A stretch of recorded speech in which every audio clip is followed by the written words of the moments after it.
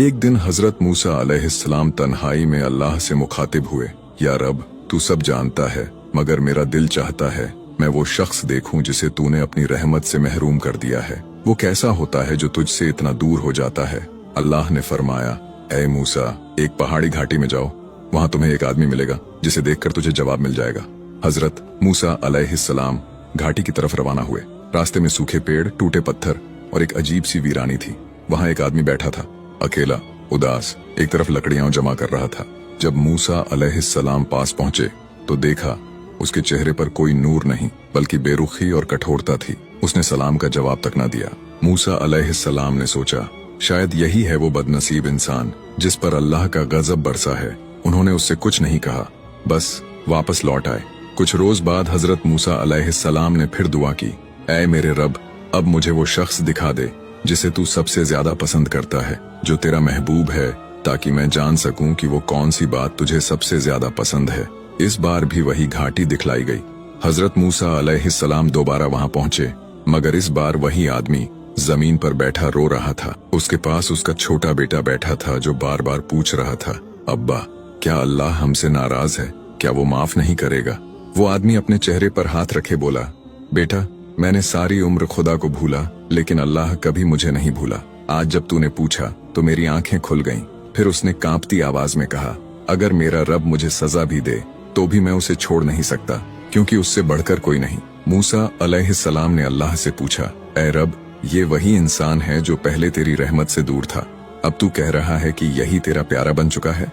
अल्लाह ने जवाब दिया, मूसा, जब मेरा कोई बंदा अपनी पूरी जिंदगी की कठोरता छोड़कर एक आंसू भी बहाता है और उसमें मेरा नाम लेता है, तो मेरी रहमत उसके गुनाहों को उस घाटी की जमीन की तरह समा लेती है। दोस्तों, काबा को सबसे पहले हजरत आदम अलैहिस्सलाम ने अल्लाह के हुक्म से बनाया।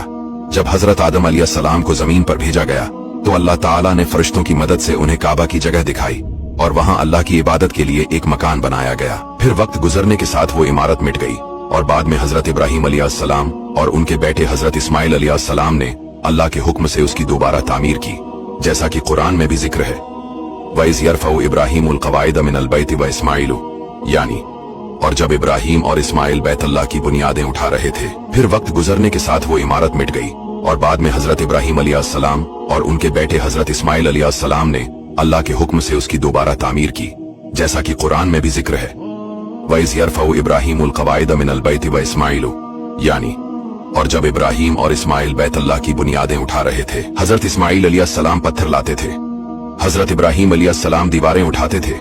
जैसे जैसे दीवार ऊंची होती गई, हजरत इब्राहिम अलैहिस्सलाम एक खास पत्थर पर खड़े होकर काम करते रहे। ये पत्थर आज भी मकाम इब्राहिम के तौर पर मौजूद है। तामीर के दौरान दोनों नबी दुआएं करते रहे, जिनमें से एक मशहूर दुआ कुरान में यूं आई है, रब्बना तक़ब्बल मिन्ना इन्नका अंतस समीउल अलीम, यानी ऐ हमारे रब, हमसे ये अमल कबूल फरमा, बेशक तो सब कुछ सुनने और जानने वाला है। तामीर मुकम्मल होने के बाद अल्लाह ताला ने हजरत इब्राहिम अलैहिस्सलाम को हुक्म दिया कि लोगों को हदायत दी जाए, हज के लिए बुलाओ। हजरत इब्राहिम अलैहिस्सलाम ने बुलंद जगह पर खड़े होकर ऐलान किया और अल्लाह ताला ने इस आवाज को क़यामत तक आने वाले लोगों के दिलों तक पहुंचा दिया।